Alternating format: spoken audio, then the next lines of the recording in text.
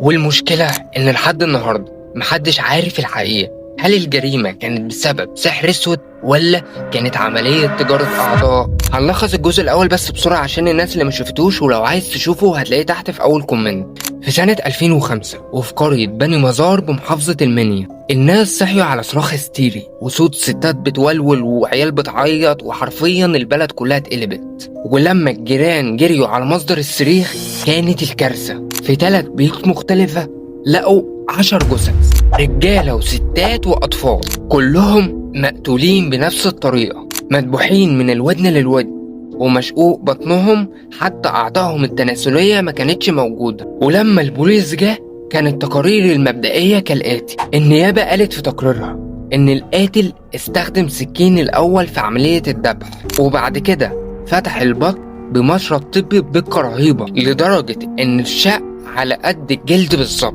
والأغرب، جنب كل راجل حمامة مقتولة ذكر، وجنب كل ست حمامة مقتولة أنثى. والشرطة حرفيا ما لقتش أي دليل غير فردة جزمة لقوها على سطح بيت واحد من الضحايا. وهنا بدأت الشائعات تضرب البلد. في ناس قالت إنها كانت طقوس سحرية، وإن في حد كان بيحاول يفتح مقبرة والخادم طلب منه أضحية، وكانت الجريمة دي تنفيذ للأضحية. ولكن وبعد أيام قليلة الشرطة أعلنت إنها قبضت على المتهم، واللي كان شاب باسمه محمد عبد اللطيف، وقالوا إن هو بيعاني من اضطرابات نفسية، ولقوا عنده فردة الجزمة التانية في البيت. وكمان أخته شهدت ضده وقالت إن هو يوم الجريمة لقيته بيجري على البيت ولابس جلابية كلها دم، فخدتها منه وغسلتها عشان تداري عليه. وحتى محمد نفسه اعترف بالجريمة، ومش بس كده، لا ده مثلها. ولكن لما جاء يوم المحاكمة حصلت المفاجأة، القاضي حكم ببراءة محمد.